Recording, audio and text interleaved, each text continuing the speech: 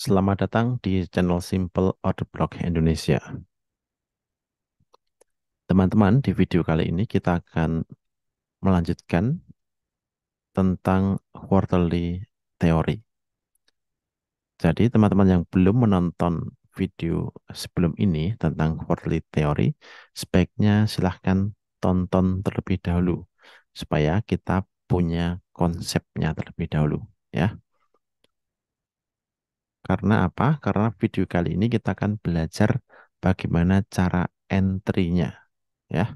Bagaimana cara entry dan exit. Jadi ini lebih praktis ya, lebih ke praktikal. Konsepnya silahkan dipelajari di video sebelumnya. Oke, teman-teman sebelum masuk ke rule-nya, saya akan tunjukkan indikator yang saya gunakan ya untuk entry ya. Yang pertama adalah quarterly cycles, yang kedua adalah fractals. Oke, quarterly cycles ya. Ini ya, quarterly cycles, Dice theory ya. A1T maniak ya. Ini satu. Kemudian yang kedua itu adalah fractals. Yang saya gunakan ini ya, fractals Russell underscore T ya. Oke ya. Settingnya default. Kemudian rule yang saya gunakan, bagaimana saya entry gitu. Sini ya. Sementara pair yang saya backtest ini adalah Euro USD. Apakah ini bekerja di pair yang lain? Silahkan lakukan backtest ya. Oke, Euro USD time frame M5. Trade hanya di quarter 2 sampai quarter ketiga London session dan di quarter 2 sampai quarter 3 New York AM session. Oke, ya, kita tahu menurut quarterly cycles ya, atau quarterly theory ini waktu dibagi menjadi 4 ya. Masing-masing session ya dalam satu hari itu ada 4 session. Masing-masing session dibagi menjadi 4, masing-masing 90 menit ya. Nah, kita tidak trade di Asian ya, di Asian session dan di New York PM session. Kita hanya akan ambil 2 session di London dan di New York AM. Oke. Kemudian stop loss di mana? Stop loss 15 pips atau 150 poin. Kemudian take profit di 45 pips atau 450 poin. Dengan demikian, RR-nya adalah 1:3. Cara entry-nya bagaimana? Entry setelah break high atau low. Ya, setelah break high atau low sebelumnya ya, fractals ini. Dengan body. Nanti akan dijelaskan dengan contoh, jadi lebih mudah. Setelah terjadi manipulasi di quarter kedua ya. Jadi setelah terjadi sweep. Kemudian tidak trade di hari Senin dan Jumat. Oke. Tidak ada trade di hari Senin dan Jumat. Kenapa? Karena di weekly cycle ya, kita tahu ya, satu minggu dibagi menjadi 4 ya. Senin, Selasa, Rabu, dan Kamis. Senin ya itu adalah cycle atau quarter yang pertama. Jadi kita kita tidak trade di hari Senin. Kemudian Jumat itu tidak masuk dalam pembagian waktu tersebut. Jadi kita tidak juga entry di hari Jumat. Oke, jadi hanya ada 3 hari. Selasa, Rabu, dan Kamis. Oke, jelas ya rule-nya. Oke, kita langsung ke contohnya saja supaya lebih mudah. Oke, kita beri contoh hari ini ya. Di New York ya. Oke, supaya jelas pembagiannya. Jadi dimulai di 18.00 New York Times ya, UTC-4 kalau kita lihat time zone-nya ya. Kemudian quarter kedua mulai di jam 00 New York Midnight ya. Kemudian quarter ketiga mulai jam 6 pagi New York AM session. Kemudian New York PM session mulai jam 12 siang waktu New York. Sampai kemudian berakhir nanti jam 18. Oke. Nah, kita hanya trade di dua session ya. Satu, dua. Berarti di quarter kedua dan quarter ketiga. Oke. Tapi contoh hari ini di Euro USD ya. Baik, kita lihat. Ini quarter yang pertama, quarter kedua, quarter ketiga, quarter keempat. Jadi kita hanya trade di quarter kedua sampai quarter ketiga. Jadi waktu trading di New York AM ini hanya mulai di jam 7.30 ya. Saya kasih warna yang lain sampai di sini ya. Ini area trading ya, entry-nya. Oke. Kemudian bagaimana rule-nya? Kita anggap quarter pertama ini adalah area akumulasi ya, accumulation. AMDX ya. Maka kita tunggu di quarter kedua itu manakah yang di sweep atau diambil liquidity-nya terlebih dahulu. Apakah high-nya atau low-nya? Ya, high-nya di sini diambil ya. Ini adalah sweep. Oke, sweep. Kemudian entry-nya bagaimana? Entry-nya adalah ya candle close yang berhasil break menembus fraktal sebelumnya di sini ya. Kalau fraktal sebelumnya di sini. Begitu ya. Jelas ya. Begitu candle close di sini ya, harganya lebih rendah daripada fraktal ini, maka kita open posisi di situ. Di sell ya. Kalau akumulasi di sini, kemudian manipulasi terjadi ngambil BSL-nya, maka open posisinya adalah sell. Sell-nya di sini.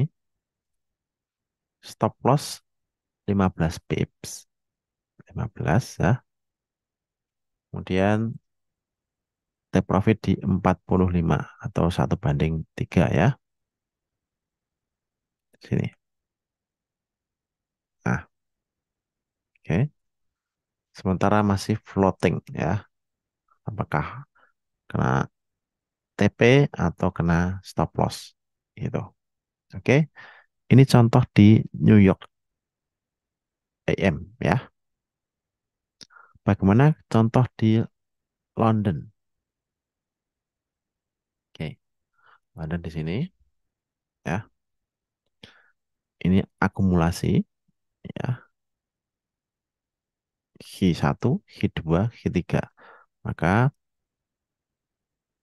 tradingnya hanya di H2 sampai H3. Ini ya. Kita tunggu terjadi sweep atau manipulasi. Kalau yang diambil eh, BSL atau bagian atas, maka kita akan cari entry sell ya. entry sell. Kalau menurut rule-nya, kita akan mendapat entry di sini ya.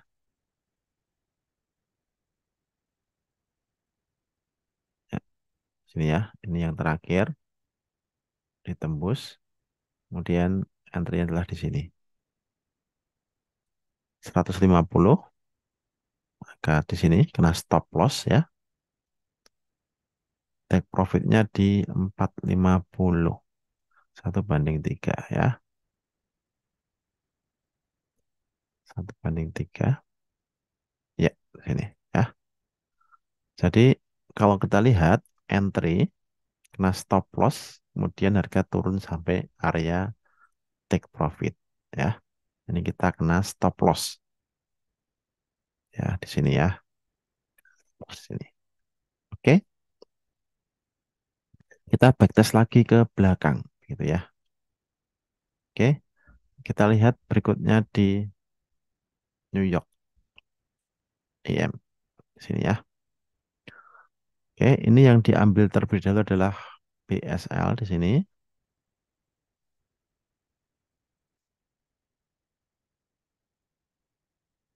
Maka entry-nya adalah di sini. Nah, close-nya di sini ya. Entry-nya short di sell. Stop loss 15 pips. Nah, di sini. Ya, itu ya. Kena stop loss ya. Sampai di 450 atau 3R gitu ya. Kena 3R. Kena stop loss. Kemudian contoh di London. Di sini ya sesi ini. Akumulasi, manipulasi, distribusi ya. Oke. Skemanya oke, dapat ya. Tapi apakah entry-nya dapat? Ya kita lihat dulu. Ini SSL yang diambil ya. Artinya kita cari setup buy kapan? Ketika harga close lebih ini ya. Total di sini ini. Ya, ya harga close di atas, kemudian kita entry buy long ya. Di sini stop loss 15 pip. Oke. Kemudian 1/3 ya. Oke, 45 pips ya. Take profit di sana ya. Ini setup ya yang berhasil TP.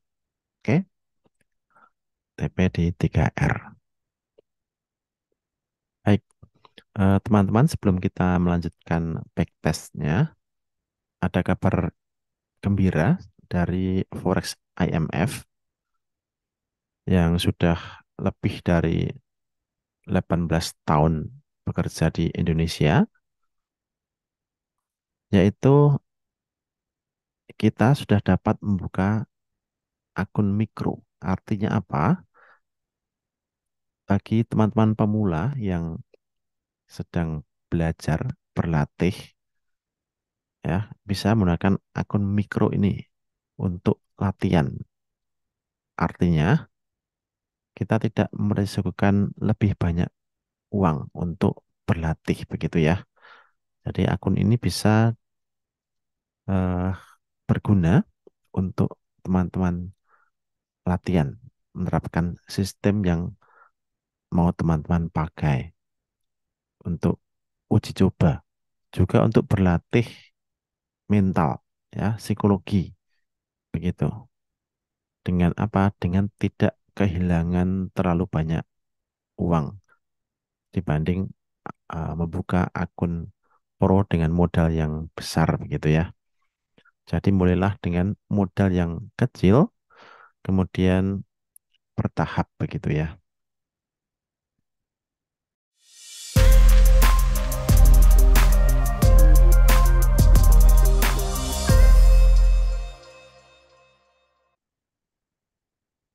Oke, Demikian kabar baiknya teman-teman. Nah, saya sudah melakukan backtest di pair Euro USD ini selama tahun 2023 ini. Bagaimana hasilnya? Oke, kita lihat hasilnya ya. Oke, teman-teman, kalau kita lihat hasilnya, backtest quarterly cycle system 2023, Euro USD, time frame M5, RR-nya 1:3. Oke, di bulan Januari itu 6 trade win, 12 loss ya. Itu dapatnya adalah 6R. Di bulan Februari 4:12, kemudian hasilnya 0. Maret ya, win 8, loss 16, masih plus 8R. Bulan April ya, 6, 14 plus 4R. Di bulan Mei itu 9:10, hasilnya adalah 17R. Juni itu 10:9, hasilnya 21R. Juli 6:13, dapat 6R. Di bulan Agustus itu 8 win, 13 loss. Berarti hasilnya adalah 11R. Di bulan September itu loss ya. Ini satu-satunya bulan yang loss. Hanya 3 kali win, 13 kali loss. Maka hasilnya adalah minus 4R. Oktober ini sampai dengan 17 Oktober ya. Sampai kemarin. Itu win 6, lossnya 6. Jadi bertambah 12R. Maka total selama bulan Januari sampai Oktober tanggal 17 itu kita dapatnya 77R. Kalau R atau risknya itu 1%, maka akun kita mestinya tumbuh sekitar 77% ya. Oke, kemudian berapa loss beruntunnya ya? Konsekutif loss-nya ada 8 ya. Maksimum konsekutif loss. Arti maksimal loss beruntun itu adalah 8. Kemudian eh, win rate. Win rate-nya berarti sekitar 35% ya. Oke, demikian data yang saya peroleh dari tahun 2023 ya. Dari bulan Januari sampai Oktober tanggal 17. Apakah sistem ini cukup menjanjikan? Silahkan dinilai sendiri ya. Win rate 35%, RR 1:3, kemudian loss beruntunnya itu adalah 8 kali, kemudian growth 77R dengan 1 bulan loss ya, ada 1 bulan yang loss. Oke, demikian kira-kira gambaran strategi ini, quarterly cycles ya, atau quarterly teori dengan cara entry yang sudah saya jelaskan tadi ya. Ada berbagai macam cara entry tentu saja ya, ada berbagai cara. Dan ini adalah alternatif cara entry-nya. Teman-teman silahkan lihat, kemudian bisa saja menemukan cara entry yang lebih bagus, yang lebih oke daripada cara ini. Kenapa cara ini saya gunakan, saya pilih, karena ini menurut saya yang paling mechanical, ya, yang mudah untuk diterapkan dan diulang dengan rule yang eh, objektif. Oke, teman-teman, terima kasih sudah menonton video kali ini. Tunggu video-video selanjutnya dan jangan lupa happy trading, happy profit, and happy life. Salam.